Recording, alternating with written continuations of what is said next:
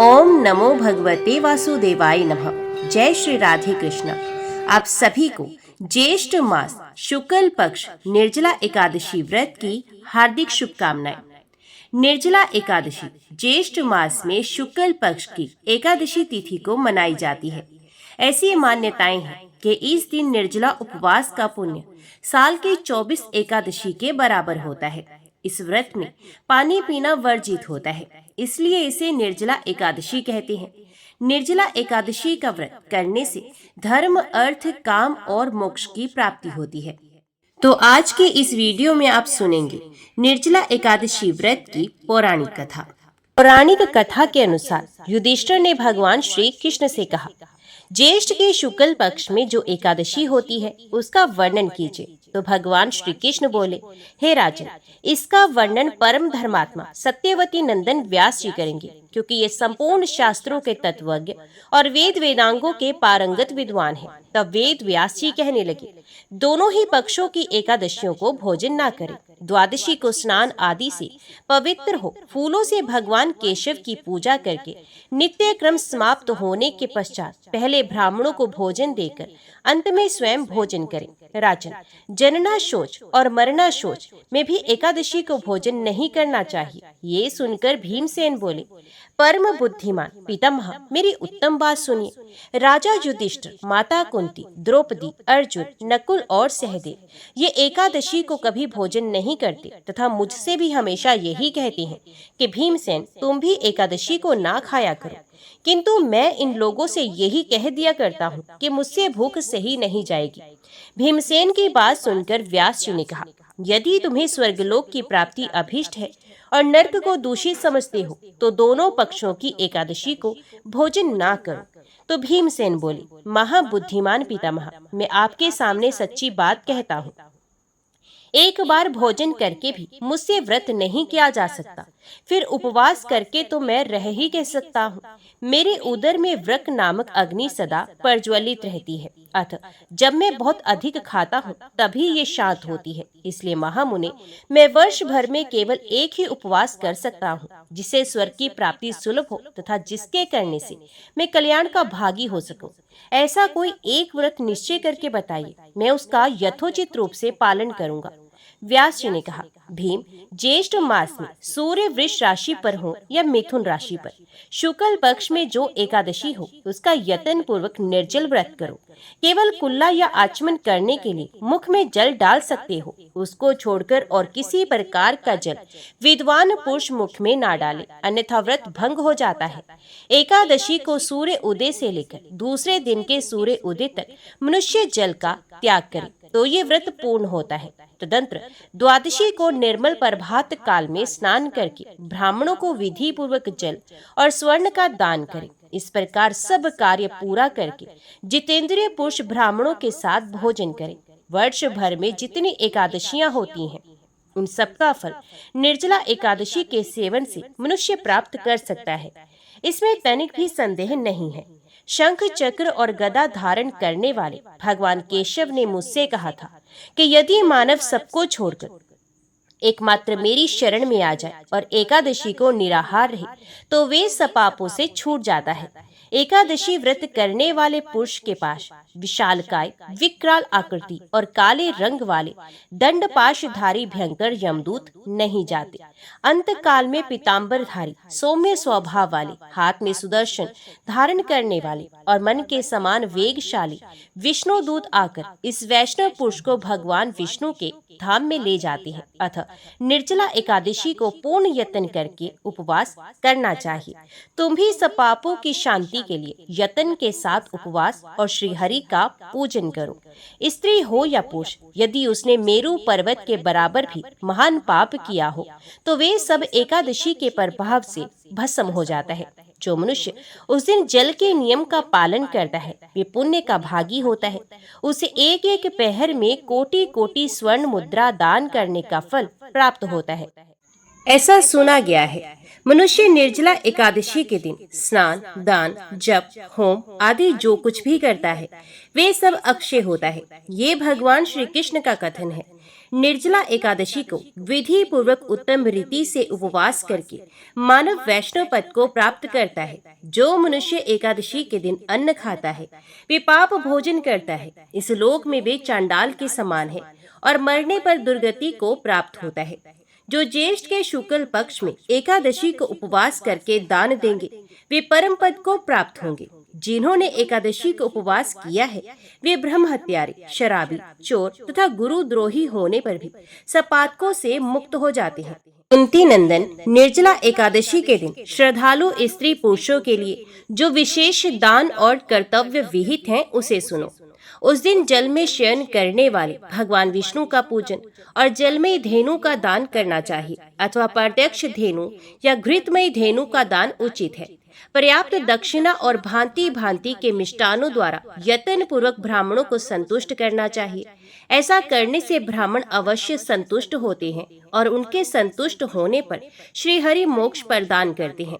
जिन्होंने शम, दम और दान में परवर्त हो श्री हरि की पूजा और रात्रि में जागरण करते हुए इस निर्जला एकादशी का व्रत किया है, उन्होंने अपने साथ ही बीती हुई 100 पीढ़ियों को और आने वाली 100 पीढ़ियों को भगवान वासुदेव के परम धाम में पहुंचा दिया है।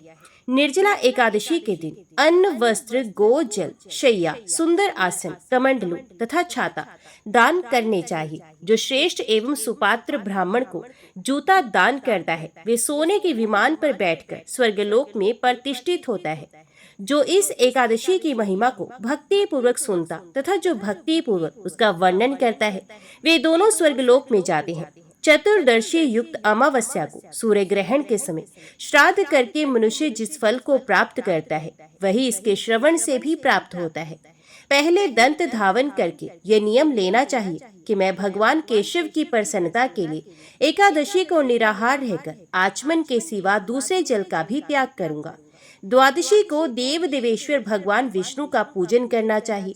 गंध, धूप, पुष्प, जल का घड़ा संकल्प करते हुए इस मंत्र का उच्चारण करना चाहिए। संसार सागर से तारने वाले देव देव ऋषिकेश, इस जल के घड़े का दान करने से आप मुझे परम गति की प्राप्ति कराइए।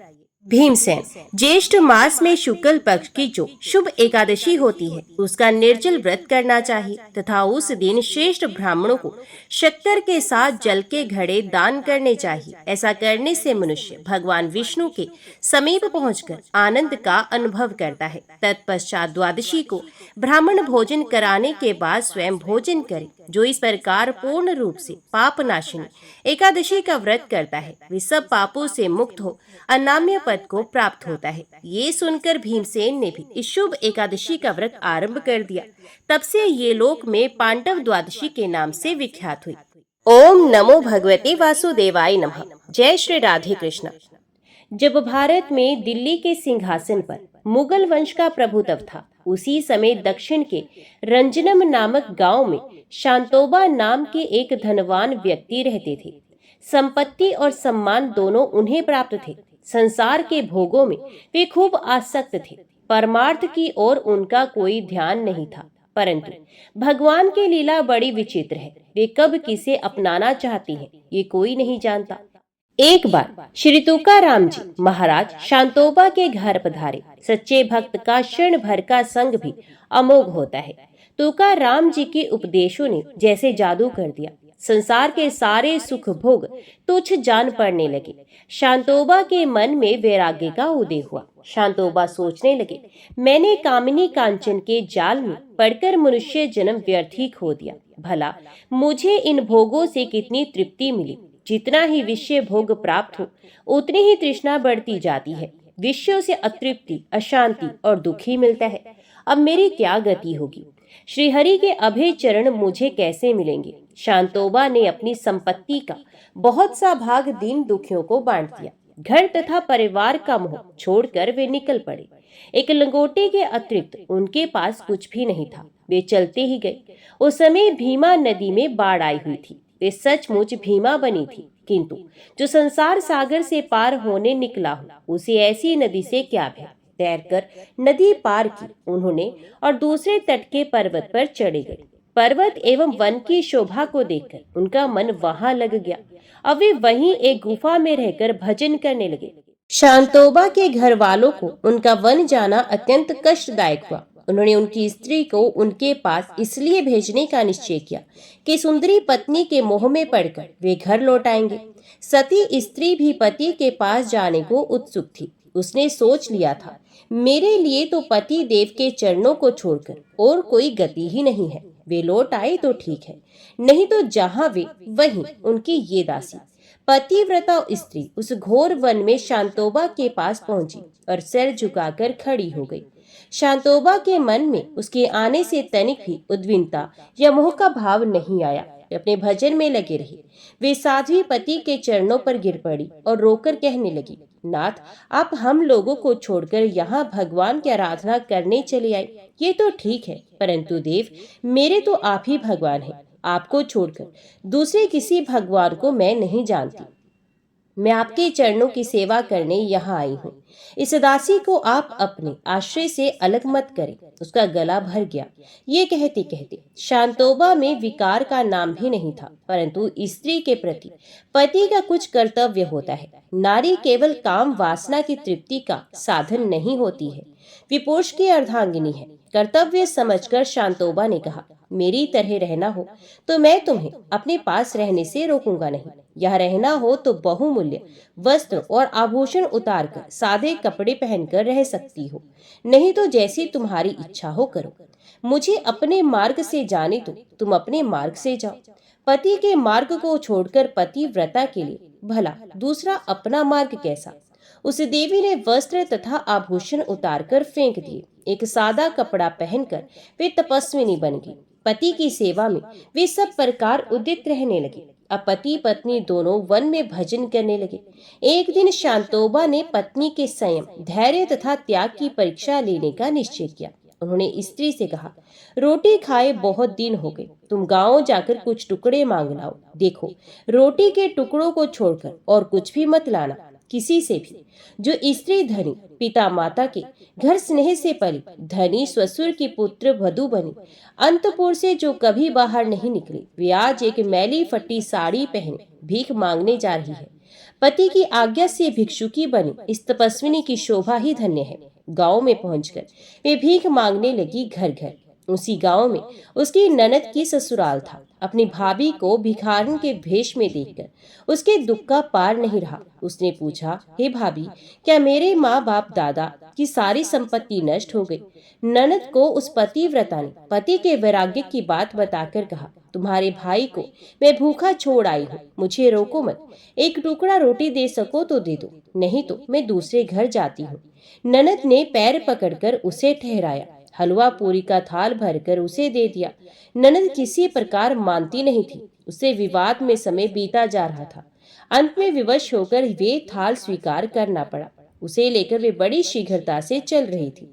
पतिदेव भूखे हैं, इस बात को सोचकर वे कभी दौड़ती, कभी धीरे धीरे चलती। पर्वत के बीहड़ पथ में उसे अनेक बार ठोकरें लगी।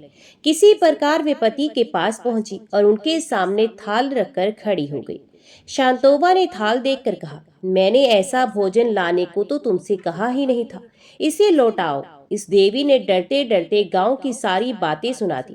बहन के आग्रह की बात सुनकर भी शांतोबा ने हलवा पूरी खाना अस्वीकार कर दिया। पतिव्रता स्त्री का शरीर पर्वत पर चढ़ने उतरने का इतना श्रम करके बिल्कुल थक गया था। उसका श्वास बढ़ गया था। पैर की अंगुलियां ठोकर लगने से फट गई थी। इतने पर भी पति की आज्ञा से हलवा पूरी का थाल लौटाकर रोटी मांगने वे बिना दो क्षण सुस्ताए तुरंत गांव की ओर चल पड़ी।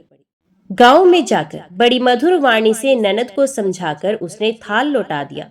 जल्दी जल्दी कुछ घरों से रोटी के टुकड़े मांगे, क्योंकि एक ही घर से रोटियां लाने को पतिदेव ने मना किया था। अब वे शीघ्रता पूर्वक वन की ओर चली। सायंकाल हो गया था। कुछ दूर जाते ही आकाश घटाओं से ढक गया। मूसलधार वर्षा होने लगी। आज जो रोटियां उस पतिव्रता के हाथ में हैं, वे उसके प्राणों से भी प्रिय हैं। उनसे उसके देवता की भूख दूर होगी। अपनी फटी साड़ी वे रोटियों पर लपेटती चली गई, उन्हें भीगने से बचाने के लिए। वर्षा में भीगकर उसका शरीर थरथर कांपने लगा। वर्षा के कारण भीमा नदी में बाढ़ आ गई। बड़ी हुई भीमा की तरंगों में भला कोई नौका पार हो सकती है? नदी के किनारे पहुंचकर उस देवी के नेत्रों से भी वर्षा होने लगी। वे रोती हुई बोली, संध्या होने को आई, मेरे स्वामी सवेरे से भूखे हैं, ये रोटी के टुकड़े उनके पास कैसे पहुंचाऊं? दया में प्रभु सर्वेश्वर भगवान, तुम इस दरिद्रा पर क्या दया नहीं करोगे? ऐसी पतिव्रता की करुण पुकार पर यदि वे सर्वेश्वर दौड़ ना पड़ती तो उन्हें कौन दया सिंधु कहता? वे केवट का रूप लेकर उपस्थित हुए और बोले, बहन, इस वर्षा में तुम अकेली यहाँ किस लिए भीग रही हो? सती पांडुरंग प्रभु को पुकार रही थी। नाविक का परम मधुर स्वर सुनकर उसने नेत्र खोले और वह बोली, भाई, अवश्य करुणा सागर विट्ठल ने तुम्हें यहाँ भेजा है। तुम्हारी कृपा के बिना मैं आज भीमा को पार नहीं कर सकती। तुम मेरे बड़े भाई हो, मेरे स्वामी भूखे बैठे हैं, चाहे जैसे भी हो तो मुझे नदी पार करा दो। करुणापूर्ण अश्रु सकित वाणी सुनकर करुणा सागर द्रवित हो गए। ये बोले, बहन डरो मत, मैं तुम्हें नदी पार करके वन में ठीक मार्ग पर पहुंचा दूंगा। भवसागर से प्राणियों को पार उतारने वाली उन महामल्ला ने सती को कंधे पर उठाकर नाव पर चढ़ाया और फिर उसे पार ले जाकर कंधे पर उठाकर उसके पति के आश्रम के समीप तक ले जाकर छोड़ आए। कृतिकता के एक दो शब्द सुनने को भी वे नहीं रुके, वन में तुरंत अदृश्य हो गए। पति की कुटिया के पास पहुंचकर उस देवी ने रोटी रखने को साड़ी का पल्ला खींचना चाहा तो सहसा उसे अपने शरीर का ध्यान आ गया। वर्षा से रोटी को बचाने के लिए वे उस पर बराबर साड़ी लपेटती ही गई थी। तब उसे केवल रोटी को बचाने का ध्यान था। अब उसने देखा कि पूरी साड़ी रोटी पर लिपटी है, उसके शरीर पर वस्त्र ही नहीं है। उसे बड़ा क्षोभ हुआ। पता नहीं केवट ने क्या सोचा होगा। बड़ी लज्जा आई उसे।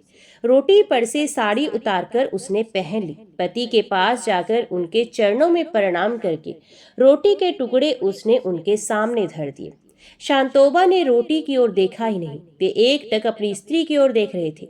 उनकी स्त्री के शरीर में आज इतना दिव्य तेज, इतना सौंदर्य, इतना सात्विक आकर्षण कहाँ से आया? कुछ देर में तनिक सावधान होकर उन्होंने पूछा, साध्वी, तुम इतने विकट समय में यहाँ तक कैसे आ सकी? पत्नी ने गांव जाकर थाल लौटाने, टुकड़े मांगने, मार्ग में वर्षा और भीमा की बाढ़ का वर्णन करके बताया कि वे कितनी व्याकुल हो गई थी, कैसे उसने प्रार्थना की और कैसे केवट ने आकर उसे पार कर दिया। वे कहने लगी, वे केवट बड़ा दयालु था, उसने मुझे बहन कहा, मुझे कुटिया के पास तक छोड़ गया, मैं उसे धन्यवाद तक नहीं दे सकी और वे लौट गया। उसके स्वर में तो जैसे अमृत ही भरा था। शांतोबा के नेत्रों से आंसू चलने लगे, उनका कंठ भर आया। पत्नी से वे बोले, तुम भाग्यवती हो, भीमा की बाढ़ में तुम्हें पार उतारना किसी साधारण केवट का काम नहीं था। देवी, उन भव समुद्र से तारने वाले केवट के दर्शन के लिए ही सब कुछ छोड़कर मैं यहाँ बैठा हूँ। अब इन रोटियों को पशु पक्षियों को दे दो। प्रभु मेरे द्वार के पास तक आकर लौट गए, मैं ऐसा अभागा हूँ। उनके दर्शन किए बिना मैं अब जल भी ग्रहण नहीं करूंगा। इतने परिश्रम से लाए हुए रोटी के टुकड़े पतिव्रता ने पशु पक्षियों को दे दिए। जब पति देव ही जल ग्रहण नहीं करेंगे तब वे कैसे अन्न जल ले सकती है? दंपति के अनशन करते कई दिन बीत गए। गांव में एक हरि भक्त वैश्य रहते थे। भगवान ने उन्हें स्वप्न में शांतोबा के लिए भोजन ले जाने की आज्ञा दी। अनेक प्रकार के पकवान लेकर वे वन में पहुंचे और भगवान की आज्ञा सुनाई। शांतोबा ने कहा, भाई, तुम कोई भी हो और तुमको किसी ने भी भेजा हो, पर मैं तो उस भेजने वाले को देखे बिना भोजन नहीं करता।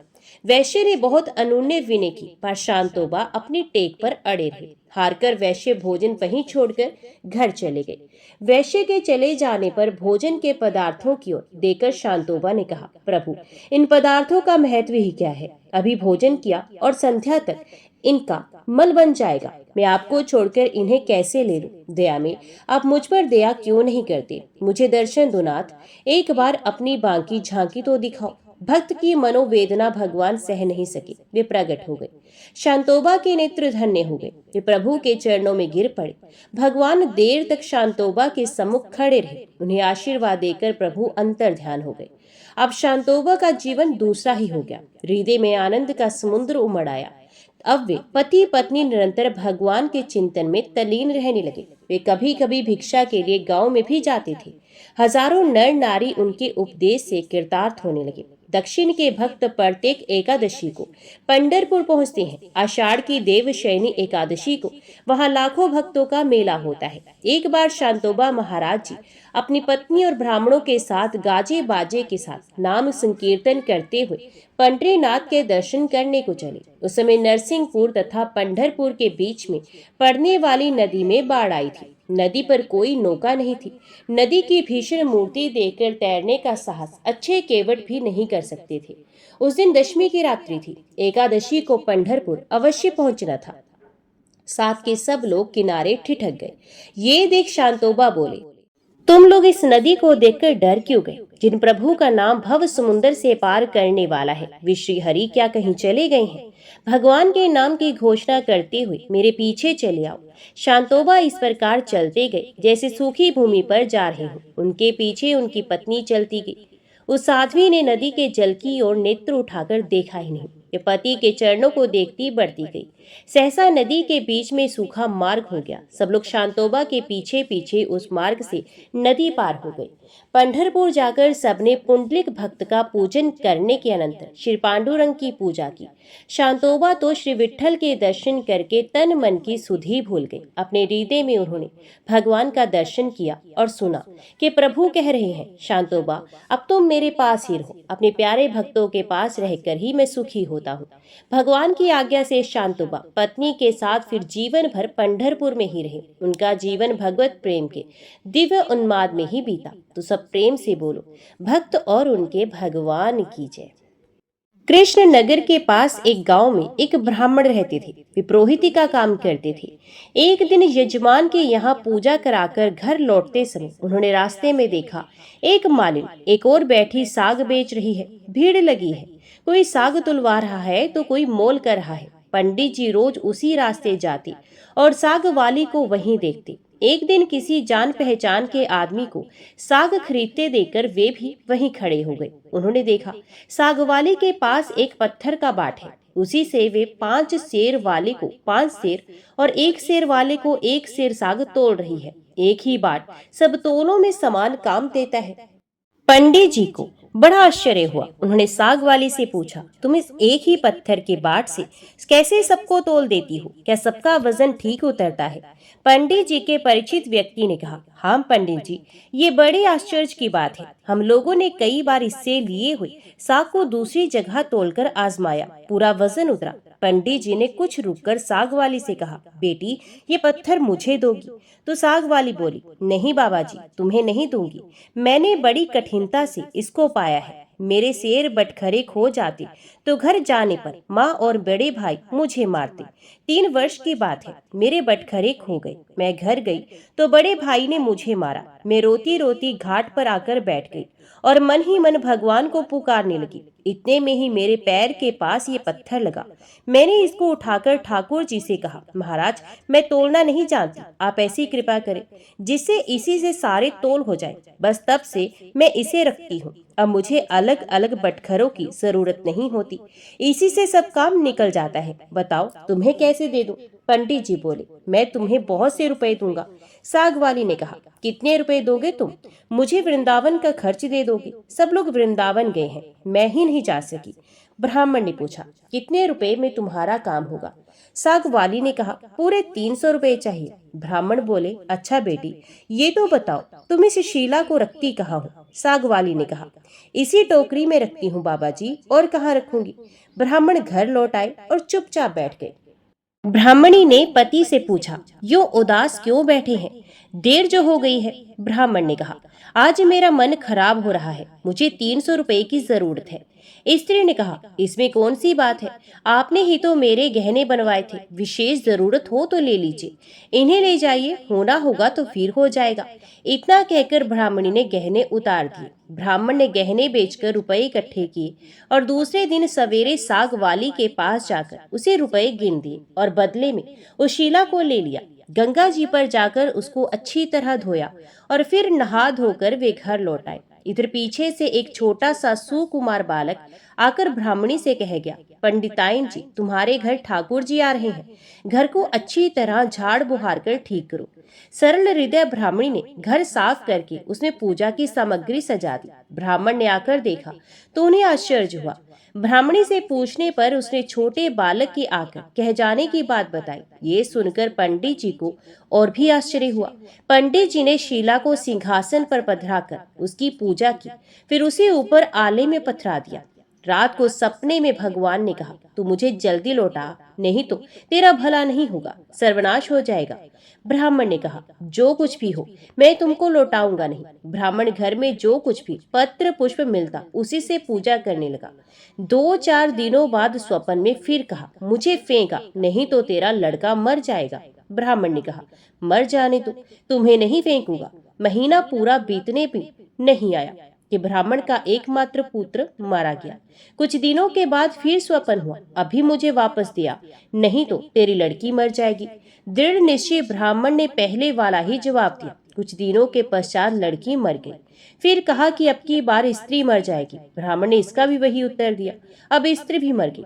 इतने पर भी ब्राह्मण अचल अटल रहा। लोगों ने समझा ये पागल हो गया है। कुछ दिन बीतने पर स्वप्न में फिर कहा गया, देख अब भी मान जा, मुझे लौटा दे, नहीं तो 7 दिनों में तेरे सर पर बिजली गिरेगी।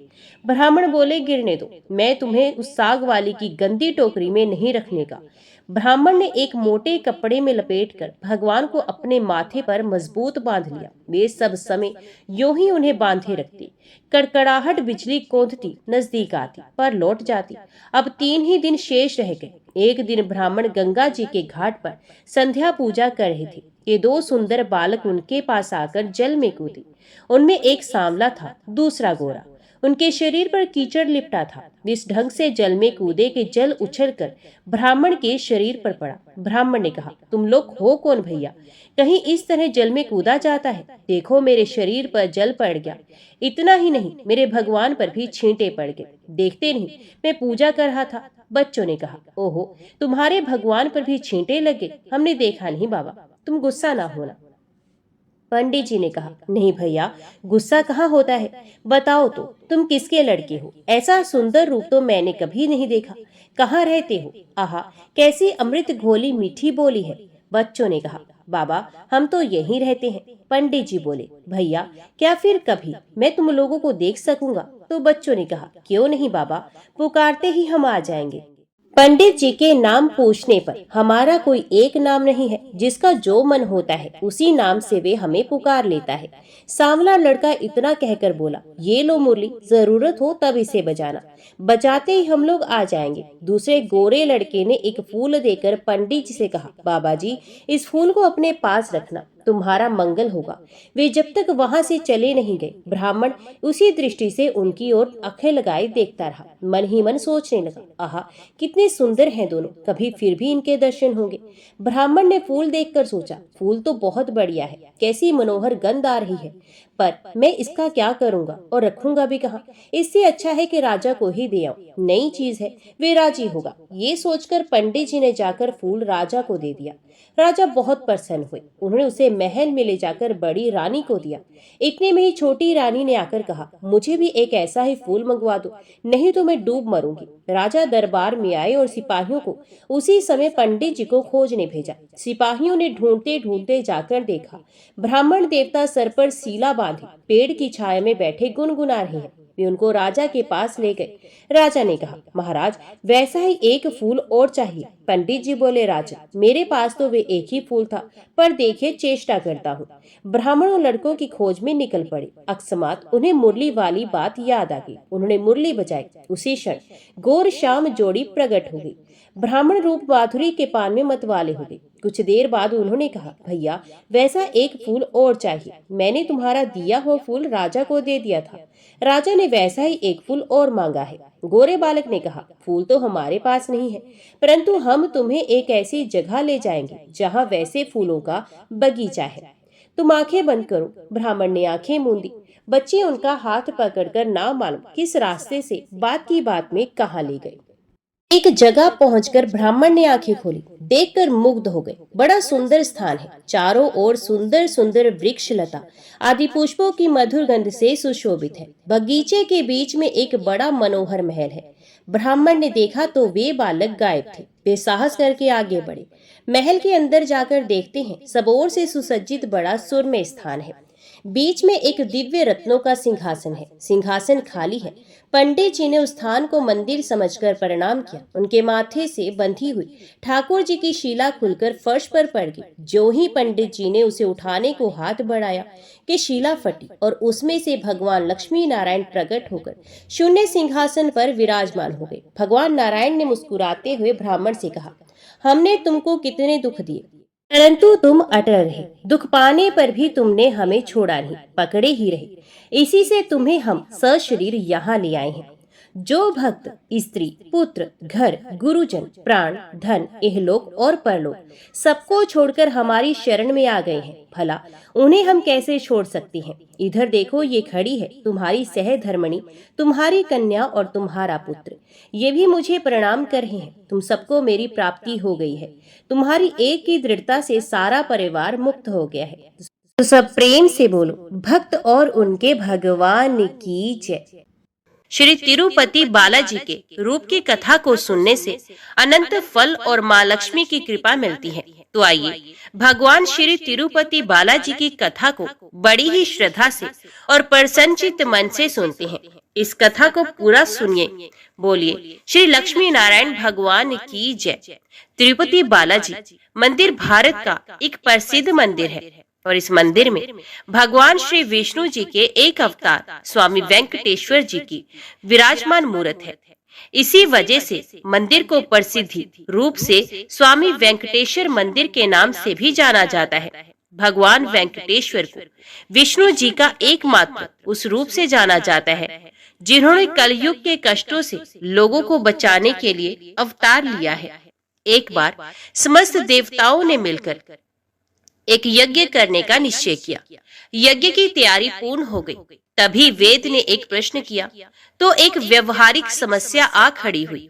ऋषि मुनियों द्वारा किए जाने वाले यज्ञ की हवि तो देवगण ग्रहण करते थे, लेकिन देवों द्वारा किए गए यज्ञ की पहली आहुति किसको होगी, यानी सर्वश्रेष्ठ देव का निर्धारण जरूरी था, जो फिर अन्य सभी देवों को यज्ञ भाग प्रदान करे। ब्रह्मा, विष्णु, महेश परमात्मा थे। इनमें से श्रेष्ठ कौन है, इसका निर्णय आखिर हो तो कैसे हो। भृगु जी ने इसका दायित्व संभाला। वे देवों की परीक्षा लेने चले। ऋषियों से विदा लेकर वे सर्वप्रथम अपने पिता ब्रह्मदेव के पास पहुंचे। ब्रह्मा जी की परीक्षा लेने के लिए भृगु ने उन्हें प्रणाम नहीं किया। इससे ब्रह्मा जी अत्यंत कुपित हुए और उन्हें शिष्टता सिखाने का प्रयत्न किया। भृगु को गर्व था कि वे तो परीक्षित हैं, परीक्षा लेने आए हैं। पिता पुत्र का आज क्या रिश्ता। भृगु ने ब्रह्मदेव से अशिष्ट कर दी। ब्रह्मा जी का क्रोध और बढ़ गया और अपने कमंडल लेकर पुत्र को मारने भागे। भृगु मुनि किसी तरह वहां से जान बचाकर भाग चले आए। इसके बाद वे भगवान शिव के लोक कैलाश गए। भृगु ने फिर से दृष्टता की, बिना कोई सूचना का शिष्टाचार दिखाए या शिवगणों से आज्ञा लिए सीधे वे वहां पहुंच गए जहां शिव जी माता पार्वती के साथ विश्राम कर रहे थे। आए तो आए, साथ ही अशिष्ट का आचरण भी किया। शिव जी शांत रहे, पर भृगु न समझे। शिव जी को क्रोध आया तो उन्होंने अपना त्रिशूल उठाया। भृगु वहां से भी भागे। अंत में भगवान विष्णु के पास क्षीर सागर पहुंचे। श्री हरिकेश शय्यस पर लेटे निद्रा में थे और देवी लक्ष्मी उनके चरण दबा रही थी। महर्षि भृगु 2 स्थानों से अपमानित करके भगाए गए थे। उनका मन बहुत दुखी था। विष्णु जी को सोता देख उन्हें ना जाने क्या हुआ और उन्होंने विष्णु जी को जगाने के लिए उनकी छाती पर एक लात जमा दी। विष्णु जी जाग गए और भृगु से बोले, मेरी छाती वज्र के समान कठोर है। आपका शरीर तप के कारण दुर्बल हो चुका है। कहीं आपके पैर में चोट तो नहीं आई। आपने मुझे सावधान करके कृपा की है। आपका चरण चिन्ह मेरे वक्ष पर सदा अंकित रहेगा। भृगु को बड़ा आश्चर्य हुआ। उन्होंने तब भगवान की परीक्षा लेने के लिए यह अपराध किया था, परंतु भगवान तो दंड देने के बदले मुस्कुरा रहे थे। उन्होंने निश्चय किया कि श्री हरि सी विनम्रता किसी में नहीं, वास्तव में विष्णु जी ही सबसे बड़े देवता हैं। भृगु जी ने लौटकर सभी ऋषियों को पूरी घटना सुनाई। सभी ने एक मत से ये निश्चय किया कि भगवान विष्णु को ही यज्ञ का प्रधान देवता समझकर मुख्य भाग दिया जाएगा। लक्ष्मी जी ने भृगु को अपने पति की छाती पर लात मारते देखा तो उन्हें बड़ा क्रोध आया, परंतु उन्हें इस बात पर शोभ भी हुआ कि श्री हरि ने उदंड को दंड देने के स्थान पर उसके चरण पकड़ लिए और उल्टे क्षमा मांगने लगे। क्रोध से तमतमाई महालक्ष्मी को लगा कि वे जिस पति को संसार का सबसे शक्तिशाली समझती है वे तो निर्बल है। ये धर्म की रक्षा करने के लिए अधर्म एवं दुष्टों का नाश कैसे करते होंगे। महालक्ष्मी ग्लानि से भर गई और मन श्री हरि से उचट गया। उन्होंने श्री हरि और वैकुंठ लोक दोनों के त्याग का निश्चय कर लिया। स्त्री का स्वाभिमान उसके स्वामी के साथ बंधा होता है। उनके समक्ष कोई स्वामी पर प्रहार कर गया और स्वामी ने प्रतिकार भी नहीं किया। ये बात मन में कोत रही थी। स्थान वास के योग्य नहीं, पर त्याग कैसे करे, श्री हरि से ओझल होकर रहना कैसे होगा। वे उचित समय की प्रतीक्षा करने लगी। भगवान श्री हरि ने हिरण्याक्ष को मारने के लिए वराह अवतार लिया और दुष्टों का संहार करने लगे। महालक्ष्मी के लिए ये समय उचित लगा। उन्होंने वैकुंठ का त्याग कर दिया और पृथ्वी पर एक वन में जाकर तपस्या करने लगे। श्री हरि और वैकुंठ का त्याग कर महालक्ष्मी पृथ्वी पर एक वन में तपस्या करने लगे। तप करते करते उन्होंने अपना शरीर छोड़ दिया।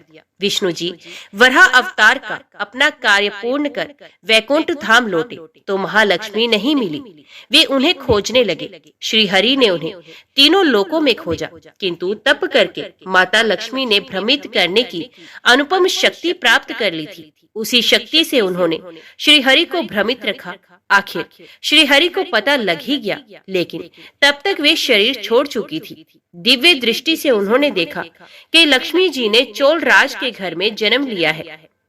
श्री हरि ने सोचा कि उनकी पत्नी ने उनका त्याग सामर्थ्यहीन समझने के भ्रम में किया, इसलिए वे उन्हें प्राप्त करने के लिए अलौकिक शक्तियों का प्रयोग नहीं करेंगे।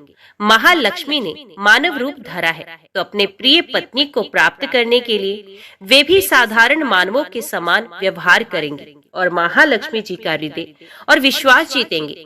भगवान ने श्रीनिवास का रूप धरा और पृथ्वी लोक पर चोल नरेश के राज में निवास करते हुए महालक्ष्मी से मिलन के लिए उचित अवसर की प्रतीक्षा करने लगे। राजा आकाश राज निसंतान थे। उन्होंने सुखदेव जी की आज्ञा से संतान प्राप्ति का यज्ञ किया। यज्ञ के बाद यज्ञशाला में राजा को हल जोतने को कहा गया। राजा ने हल जोता तो हल का फल किसी वस्तु से टकराया। राजा ने उस स्थान को खोदा तो एक पेटी के अंदर सहस्त्र दल कमल पर एक कन्या विराज रही थी। वे साक्षात महालक्ष्मी थी। राजा के मन की मुराद पूरी हो गई, क्योंकि कन्या कमल के फूल में पीली थी, इसलिए उनका नाम रखा गया पद्मावती। पद्मावती नाम के अनुरूप ही रूपवती और गुणवती भी थी। साक्षात लक्ष्मी जी का अवतार पद्मावती विवाह के योग्य हुई। एक दिन वे बाग में फूल चुन रही थी। उस वन में बालाजी यानी के श्रीनिवास जी आखेट के लिए आए थे। उन्होंने देखा कि एक हाथी एक युवती के पीछे पड़ा है और डरा रहा है। राजकुमारी से सेवक भाग खड़े हुए। श्रीनिवास जी ने तीर चलाकर हाथी को रोका और पद्मावती की रक्षा की। श्रीनिवास और पद्मावती ने एक दूसरे को देखा और एक दूसरे पर मोहित हो गए। दोनों के मन में परस्पर अनुराग पैदा हुआ, लेकिन दोनों बिना कुछ कहे अपने अपने घर लौट गए। श्रीनिवास जी घर तो लौट आए, लेकिन मन पद्मावती में ही बस गया। ये पद्मावती का पता लगाने के लिए उपाय सोचने लगे। उन्होंने ज्योतिषी का रूप धरा और भविष्य बांचने के बहाने पद्मावती को ढूंढने निकले। धीरे धीरे ज्योतिष श्रीनिवास की ख्याति पूरे चोल राज में फैल गई। पद्मावती के मन में भी श्रीनिवास के लिए प्रेम उमड़ पड़ा। वे उनसे मिलने को व्याकुल थी, किंतु कोई पता ठिकाना न होने के कारण उनका मन चिंतित था। इस चिंता और प्रेम विरह में उन्होंने भोजन श्रृंगार आदि का त्याग कर दिया। इसके कारण उनका शरीर कृशकाय होता चला गया। राजा से पुत्री की ये दशा देखी नहीं जा रही थी। वे चिंतित थे। ज्योतिषी की प्रसिद्धि की सूचना राजा को भी मिली। राजा ने ज्योतिषी श्रीनिवास को बुलाया और सारी बात बताकर अपनी कन्या की दशा का कारण बताने को कहा। श्रीनिवास राजकुमारी का हाल समझने पहुंचे तो पद्मावती को देखकर प्रसन्न हो गए। उनका उपक्रम सफल हो गया था। उन्होंने पद्मावती का हाथ अपने हाथ में लिया और कुछ देर तक पढ़ने का स्वांग करने के बाद वो बोले, महाराज, आपकी पुत्री प्रेम के विरह में जल रही है। आप इनका शीघ्र विवाह कर दें तो स्वस्थ हो जाएंगे। पद्मावती ने अब श्रीनिवास की ओर देखा। देखते ही पहचान गई। उनके मुख पर प्रसन्नता के भाव आए और वे हंसी। काफी दिनों बाद पुत्री को प्रसन्न देख राजा को लगा कि ज्योतिषी का अनुमान बिल्कुल सही है। राजा ने श्रीनिवास जी से पूछा, हे ज्योतिषी महाराज, यदि आपको ये पता है कि मेरी पुत्री प्रेम के विरह में पीड़ित है, तो आपको ये भी सोचना होगी कि मेरी पुत्री को किससे प्रेम है। उसका विवाह करने को मैं तैयार हूँ। आप उसका परिचय दें। श्रीनिवास जी ने कहा, आपकी पुत्री एक दिन वन में फूल चुनने गई थी। एक हाथी ने उन पर हमला किया तो आपके सैनिक और दासियां भाग खड़ी हुई। राजकुमारी के प्राण एक धनुर्धर ने बचाए थे। राजा ने कहा, हाँ, मेरे सैनिकों ने बताया था कि एक दिन ऐसी घटना हुई थी। एक वीर पुरुष ने उसके प्राण बचाए थे, लेकिन मेरी पुत्री के प्रेम से उस घटना का क्या तात्पर्य। श्रीनिवास जी ने कहा, आपकी पुत्री को अपनी जान बचाने वाले उसी युवक से प्रेम है। राजा के पूछने पर श्रीनिवास ने कहा, वे कोई साधारण युवक नहीं है, बल्कि शंख चक्रधारी स्वयं भगवान विष्णु है। इस समय वैकुंठ को छोड़कर मानव रूप में श्रीनिवास के नाम से पृथ्वी पर वास कर रहे हैं। आप अपनी पुत्री का विवाह उनसे करें। मैं इसकी सारी व्यवस्था करा दूंगा। ये बात सुनकर राजा प्रसन्न हो गए। उन्होंने सोचा कि स्वयं भगवान विष्णु उनके जमाई बनेंगे। श्रीनिवास और पद्मावती जी का विवाह तय हो गया। श्रीनिवास रूप में श्री हरि ने सुखदेव के माध्यम से समस्त देवी देवताओं को अपने विवाह की सूचना भिजवा दी। सुखदेव की सूचना से सभी देवी देवता अत्यंत प्रसन्न हुए। देवी देवता श्रीनिवास जी से मिलने और बधाई देने पृथ्वी पर पहुंचे, परंतु श्रीनिवास जी को खुशी के बीच एक चिंता भी होने लगी। देवताओं ने पूछा, भगवान, संसार की चिंता हरने वाले आप इस उत्सव के मौके पर इतने चिंतित क्यों हैं? तब श्रीनिवास जी ने कहा, चिंता की बात है धन का अभाव। महालक्ष्मी ने मुझे त्याग दिया है, इस कारण धनहीन हो चुका हूँ। स्वयं महालक्ष्मी ने तब से शरीर त्याग मानव रूप लिया और पिछली स्मृतियों को गुप्त कर लिया है। इसी कारण उन्हें ये सूचना नहीं कि वे महालक्ष्मी का ही स्वरूप है। वे तो स्वयं को राजकुमारी पद्मावती ही मानती हैं। मैंने निर्णय किया है कि जब तक उनका प्रेम पुनः प्राप्त नहीं करता, अपनी माया का उन्हें आभास नहीं कराऊंगा। इस कारण मैं एक साधारण मनुष्यों का जीवन व्यतीत कर रहा हूँ। राजा की पुत्री से शादी करने और घर बसाने के लिए धन, वैभव और ऐश्वर्य की जरूरत है। वह मैं कहाँ से लाऊं? स्वयं नारायण को धन की कमी सताने लगी। मानव रूप में आए प्रभु को भी विवाह के लिए धन की आवश्यकता हुई। यही तो ईश्वर की लीला है। जिस रूप में रहते हैं उस योनि के जीवों के सभी कष्ट सहते हैं। श्री हरि विवाह के लिए धन का प्रबंध कैसे हो, इस बात से चिंतित हैं। देवताओं ने जब ये सुना तो उन्हें आश्चर्य हुआ। देवताओं ने कहा, कुबेर आवश्यकता के बराबर धन की व्यवस्था कर देंगे। देवताओं ने कुबेर का आवाहन किया तो कुबेर जी प्रकट हुए। कुबेर ने कहा, ये तो मेरे लिए प्रसन्नता की बात है कि आपके लिए मैं कुछ कर सकूं। प्रभु, आपके लिए धन का तत्काल प्रबंध करता हूँ। कुबेर का कोष आपकी कृपा से ही रक्षित है। तब श्री हरि जी ने कुबेर से कहा, यक्षराज, आपको भगवान भोलेनाथ ने जगत और देवताओं के धन की रक्षा का दायित्व सौंपा है। उसमें से धन मैं अपनी आवश्यकता के हिसाब से ही लूंगा, लेकिन मेरी एक शर्त है। सुनकर ये सभी देवता आश्चर्य में पड़ गए। श्री हरि ने कहा, ब्रह्मा जी और शिव जी साक्षी रहेंगे। कुबेर से धन ऋण के रूप में ले लूंगा, जिसे भविष्य में ब्याज सहित चुका भी दूंगा। श्री हरि की बात से कुबेर सहमत हो गए। सभी देवता विस्मय में एक दूसरे को देखने लगे। कुबेर बोले, भगवान, मुझसे कोई अपराध हुआ तो उसके लिए क्षमा करें, पर ऐसी बात ना कहें। आपकी कृपा से विहीन होकर मेरा सारा कोष नष्ट हो जाएगा। हरि ने कुबेर को निश्चिंत करते हुए कहा, आपसे कोई अपराध नहीं हुआ है। मैं मानव की कठिनाई का अनुभव करना चाहता हूँ। मानव रूप में उन कठिनाइयों का सामना करूंगा जो मानव को आती हैं। धन की कमी और ऋण का बोझ सबसे बड़ा है। कुबेर ने कहा, प्रभु, यदि आप मानव की तरह ऋण पर धन लेने की बात कर रहे हैं, तो फिर आपको मानव की तरह ये भी बताना होगा कि ऋण चुकाएंगे कैसे। मानव को ऋण प्राप्त करने के लिए कई शर्तें झेलनी पड़ती हैं।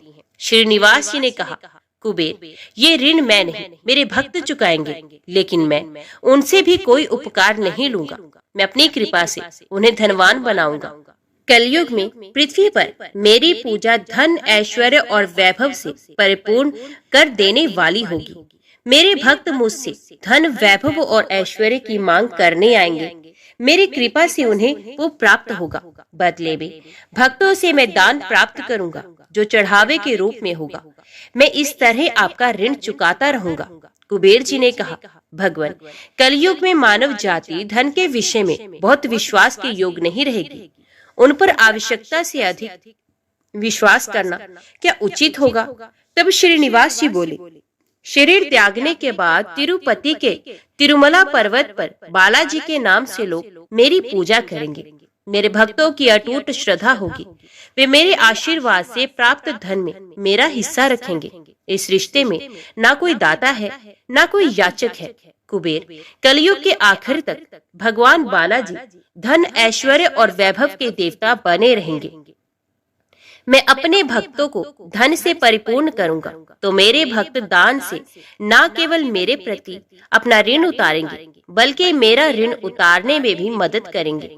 इस तरह कलयुग की समाप्ति के बाद मैं आपका मूल धन लौटा दूंगा। कुबेर जी ने श्री हरि द्वारा भक्त और भगवान के बीच एक ऐसे रिश्ते की बात सुनकर उन्हें प्रणाम किया और धन का प्रबंध कर दिया। भगवान श्रीनिवास जी और कुबेर जी के बीच हुए समझौते के साक्षी स्वयं ब्रह्मा और भगवान शिव थे। दोनों वृक्ष रूप में साक्षी बन गए। आज भी पुष्करणी के किनारे ब्रह्मा और शिव बरगद के पेड़ के रूप में साक्षी बनकर खड़े हैं। ऐसा कहा जाता है कि निर्माण कार्य के लिए स्थान बनाने के लिए इन दोनों पेड़ों को जब काटा जाने लगा तो इनमें से खून की धारा फूट पड़ी थी। पेड़ काटना बंद करके उसकी देवता की तरह पूजा होने लगी। श्रीनिवास जी और पद्मावती जी की शादी पूरी धूमधाम से हुई, जिसमें सभी देवगण पधारे। भक्त मंदिर में दान देकर भगवान पर चढ़ावा ऋण उतार रहे हैं, जो कलयुग के अंत तक जारी रहेगा। तो बोलिए श्री लक्ष्मी नारायण भगवान की जय। चंद्रवंश में सुवीर नाम से प्रसिद्ध एक राजा हो गए हैं। दक्षिण भारत के नारायणपुर में उनकी राजधानी थी। महाराज सुवीर की रानी नंदिनी के गर्भ से एक पुत्र हुआ, जिसका नाम तोंडमान रखा गया। राजकुमार तोंडमान बड़े ही वीर थे। 5 ही वर्ष की अवस्था से उनके हृदय में भगवान विष्णु की भक्ति प्रकट हो गई थी। युवा होने पर पांडे नरेश की सुंदरी पुत्री पद्मा के साथ उनका विवाह हुआ। विभिन्न देशों की अनेक राजकुमारियों ने भी स्वयंवर सभा में उनका ही वर्ण किया था। उन्हें देवराज इंद्र की भांति रिद्धि सिद्धि एवं सुखभोग की सामग्री सुलभ थी, तो भी वे उनमें आसक्त न होकर सदा भगवान के चिंतन में ही संलग्न रहते थे। एक दिन राजकुमार तोंडमान पिता की आज्ञा से वेंकटगिरी के समीप शिकार खेलने के लिए गए। शिकार में वे उन्हीं हिंसक जीवों का वध करते थे जो प्रजा के लिए भय उपस्थित करने वाले थे। स्वर्णमुखरी नदी पार करके ब्रह्म ऋषि शुक और रेणुका देवी का दर्शन करते हुए तोंडमान जब पश्चिम दिशा की ओर आगे बढ़े, तब एक जगह उन्हें पंचरंगा तोता दिखाई दिया। वे देखने में बड़ा ही सुंदर था और भगवान श्रीनिवास का नाम रट रहा था। उसकी दिव्य आकृति और मधुर बोली पर राजकुमार मुग्ध हो गए और उसे पकड़ने के लिए उसका पीछा करने लगे। तोता उड़कर वेंकटाचल के शिखर पर जा पहुंचा। तोंडमान भी उसका अनुसरण करते हुए गिरिराज पर चढ़ गए, परंतु वहां वे तोता कहीं भी दिखाई नहीं दिया। पास ही में श्यामा कवन था। निषाद राज वसु, जो भगवान श्रीनिवास के अनन्य भक्त थे, उस वन की रखवाली करते थे। राजकुमार को आते देख उन्होंने उनकी अगवानी की और उन्हें प्रणाम करके विनीत भाव से दोनों हाथ जोड़कर कहा, युवराज स्वागत है, कहिए आपकी क्या सेवा करूं? राजकुमार बोले, वनेचर, इधर एक पंचरंगा तोता उड़ता हुआ आया है, क्या तुमने उसे देखा है? वे श्रीनिवास की रट लगा रहा था, मैं उसी को ढूंढ रहा हूँ, बताओ वे किधर गया है? वसु ने कहा, युवराज वे भगवान श्रीनिवास का तोता है, उसे श्रीदेवी और भूदेवी ने ही पाल पोस कर बड़ा किया है, उसे कोई पकड़ नहीं सकता। भगवान को वे शुक बहुत ही प्रिय है।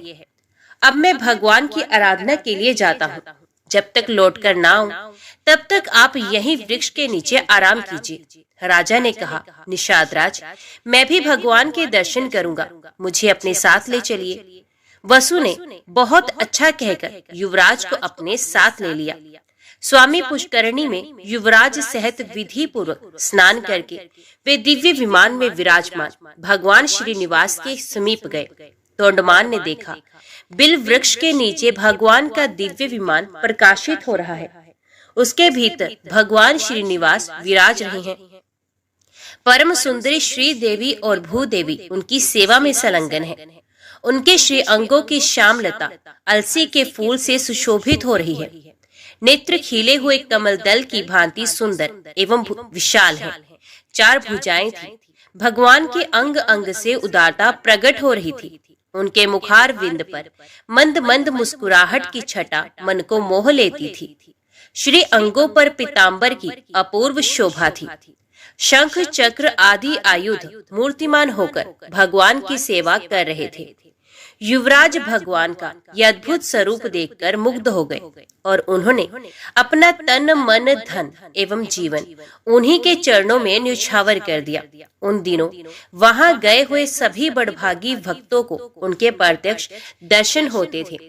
निषाद राज ने भगवान का पूजन करके उन्हें मधु मिश्रित सामा का भात निवेदन किया और प्रसाद लेकर राजकुमार के साथ वे पुनः अपनी कुटी पर लौट आए। रात में उनकी कुटी पर रहकर राजकुमार ने सत्संग का सुख उठाया और प्रातः काल सेवकों सहित अपने नगर को प्रस्थान किया। मार्ग में उन्हें शुक मुनि तथा रेणुका देवी का भी कृपा प्रसाद प्राप्त हुआ। कुछ दिनों बाद राजा सुवीर ने अपने पुत्र को राज्य दे स्वयं वनप्रस्थ आश्रम ग्रहण किया। महाराज तोंडमान धर्मपूर्वक प्रजा का पालन करते हुए भगवान की आराधना में तत्पर रहने लगे। एक दिन निषाद राज वसु राजद्वार पर उपस्थित हुए। सूचना पाकर महाराज ने उन्हें दरबार में बुलाया और स्वागत सत्कार करके पूछा, निषाद राज कैसे पधारे हैं? वसु ने कहा, राजन, मैंने वन में एक बड़े आश्चर्य की बात देखी है। रात में एक श्वेत रंग का वरहा आकर मेरा सामा चरने लगा है। ये देख मैंने हाथ में धनुष लेकर उसका पीछा किया। वरहा मुझे देखते ही हवा हो गया। मैंने भी पीछा नहीं छोड़ा। स्वामी पुष्करणी के तट पर जाकर वे वरहा एक बांबी में घुस गया। तब मैं क्रोध में आकर उस बांबी को ही खोदने लगा। इतने में ही मूर्छित होकर गिर पड़ा। उसी समय मेरा पुत्र भी वहां आ पहुंचा। मुझे मूर्छित देख वे भगवान मधुसूदन की स्तुति करने लगा। तब भगवान वरहा का मुझ में आवेश हुआ। उन्होंने मेरे पुत्र से कहा, निषाद राज वसु, शीघ्र ही महाराज तोंडमान के पास जाकर मेरा सारा वृतांत उनसे कहो। राजा काली गो के दूध से मेरा अभिषेक करते हुए इस वल्मीक को धो डाले। इसके भीतर एक सुंदर शिला प्राप्त होगी। उसे लेकर शिल्पी द्वारा मेरी वरहा मूर्ति का निर्माण कराए, जिससे मैं भूमि देवी को अपने बाएं अंक में लेकर खड़ा रहूं। मूर्ति तैयार हो जाने पर बड़े बड़े मुनीश्वरों और वेखानस महात्माओं द्वारा उसकी स्थापना कराकर स्वयं तोंडमान भी उसकी पूजा करे। यो कहकर भगवान वरहा ने मुझे छोड़ दिया। तब मैं पूर्वत स्वस्थ हो गया। देवादिदेव भगवान वरहा आपसे क्या कराना चाहते हैं, ये बताने के लिए ही मैं आपकी सेवा में उपस्थित हुआ हूँ। राजा ने भगवान की इस आज्ञा को बड़ी प्रसन्नता के साथ शिरोधार्य किया। ग्वालों को आज्ञा दे दी, मेरे यहाँ जितनी भी काली और कपिला गोए हैं उन सबको वेंकटाचल पर ले चलो। मंत्रियों को आदेश मिला, कल ही यात्रा करनी है। इसकी समुचित व्यवस्था की जाए। तदंतर तोंडमान अंतपुर में गए और सभी रानियों से वराह भगवान का वे आदेश सुनाकर रात में वहीं सो गए। सपने में भगवान श्रीनिवास ने उन्हें बिल का मार्ग दिखलाया और राजद्वार से लेकर बिल के समीप तक पल्लव बिछवा दिए। सवेरे उठने पर राजा ने अपना स्वप्न लोगों पर प्रकट किया और द्वार पर बिछे हुए पल्लव वहां प्रत्यक्ष दिखाई दिए। महाराज ने शुभ मुहूर्त में यात्रा की और बिल के समीप पहुंचकर वहां एक सुंदर नगर बसाया। भगवान के आदेश के अनुसार उन्होंने मूर्ति निर्माण, प्रतिष्ठा और पूजन का कार्य बड़ी धूमधाम से संपन्न किया। वे प्रतिदिन बिल के मार्ग से आकर भगवान को प्रणाम करते और लौट जाते थे। एक दिन राजा के यहाँ एक ब्राह्मण देवता अपनी पत्नी के साथ पधारे और इस प्रकार बोले, महाराज, मैं वशिष्ठ कुल में उत्पन्न सामवेदी ब्राह्मण हूँ। मेरा नाम वीर शर्मा है। हम दोनों दंपत्ति घर से तीर्थ यात्रा के लिए निकले हैं, परंतु गर्भवती होने के कारण मेरी पत्नी से चला नहीं जाता। अतः आप इसे अंतपुर में रखकर तब तक इसकी रक्षा करें जब तक मैं तीर्थ यात्रा से वापस लौट न आऊं। राजा ने तथास्तु कहकर उसकी रक्षा का भार ले लिया। ब्राह्मण देवता निश्चिंत होकर चले गए। महाराज ने सेवकों को आज्ञा देकर ब्राह्मणी के लिए अंतपुर में एक एकांत गृह की व्यवस्था करवा दी और एक बार 6 महीने के लिए अन्न दिलवा दिया। ब्राह्मणी पतिव्रता और लज्जावती थी। वे किसी भी परपुर से बात नहीं करती थी। 6 महीने तक वे उस अन्न से निर्वाह करती रही। दैवश राजा को ब्राह्मणी की याद ना रही। 6 महीने के बाद अन्न का अभाव हो गया तो ब्राह्मणी ने स्वयं मुंह खोलकर मांगा नहीं। बेचारी भूख की पीड़ा सहती हुई ही मर गई। ब्राह्मण देवता तीर्थ यात्रा पूरी करके पूरे 2 वर्ष बाद वापस लौटे। तब तक ब्राह्मणी के एकांत निवास में कोई नहीं गया था। ब्राह्मण ने महाराज के दरबार में उपस्थित हो गंगा जल से भरी हुई एक शीशी भेंट की और अपनी पत्नी का कुशल समाचार पूछा। महाराज को अब याद आई। वे शंकित होकर अंतपुर में गए। ब्राह्मणी की मृत्यु हो चुकी है ये जानकर वे चुपचाप बिल के मार्ग से भगवान श्रीनिवास के समीप वेंकटाचल पर चले गए और भगवान से सब समाचार कह सुनाया। भक्त वत्सल प्रभु ने देखा राजा तोंडमान भ्रमशाप से भयभीत है। तब उन्हें सांत्वना देते हुए उनसे कहने लगे, राजन, यहाँ से पूर्व भाग में जो अस्थि सरोवर है उसी में द्वादशी तिथि को आकर ब्राह्मणी के शव को स्नान कराओ, वे जीवित हो जाएगी। भगवान श्रीनिवास का ये वचन सुनकर राजा अपने नगर में आए। फिर अपनी रानियों तथा ब्राह्मणियों के शव को भी अलग अलग डोलियों में बिठाकर भगवान का दर्शन करने के ब्यास से चले। अस्थि सरोवर में पहुंचकर उन्होंने रानियों को स्नान करने की आज्ञा दी। रानियों ने स्वयं स्नान करते समय ब्राह्मणी के शव को भी उस सरोवर के जल में डाल दिया। भगवान की कृपा से वे जी उठी। उसके सभी अंग पूर्वत हो गए। तत्पश्चात ब्राह्मणी रानियों के साथ सरोवर से बाहर आई और तीर्थ यात्रा से लौटे हुए अपने पूज्य पति से प्रसन्नता पूर्वक मिली। राजा ने बहुत धन देकर ब्राह्मण दंपत्ति को आदर पूर्वक विदा किया। ब्राह्मण ने अपनी स्त्री का समाचार और भगवान वेंकटेश्वर का अद्भुत प्रभाव सुना। वे राजा को आशीर्वाद देकर प्रसन्नता पूर्वक अपने देश को लौट गए। एक दिन महाराज ने एक भगवत भक्त कुम्हार दंपत्ति के परम धाम आगमन की अद्भुत घटना अपनी आंखों से देखी। फिर तो उनका मन इस संसार के सुख भोग से सर्वथा विरक्त हो गया। उन्होंने अपने पुत्र श्रीनिवास को राज्य देकर स्वयं वेंकटाचल पर बड़ी भारी तपस्या की। भगवान ने प्रत्यक्ष दर्शन दिया और कहा, राजन, वर मांगो। राजा ने भगवान के नित्य धाम में रहकर उनकी सेवा का सौभाग्य मांगा। भगवान ने एवं वस्तु कहकर भक्त को अनुग्रहित किया। राजा ने प्रभु के चरणों में साष्टांग प्रणाम करके इस नश्वर देह को त्याग दिया और विष्णु सारूप्य प्राप्त करके दिव्य विमान पर जा बैठे। उस समय देवता और गंधर्व आकाश से फूलों की वृष्टि करते हुए उनके सौभाग्य की भूरी भूरी प्रशंसा करने लगे। इस प्रकार राजा तोंडमान ने अपनी अनन्य भक्ति के प्रभाव से भक्त वत्सल श्री हरि का जरा मृत्यु रहित पुनरावृत्ति शून्य वैकुंठ धाम प्राप्त किया। तो बोलो लक्ष्मी नारायण भगवान की जय। जय श्री राधे कृष्ण। ओम नमो भगवते वासुदेवाय नमः।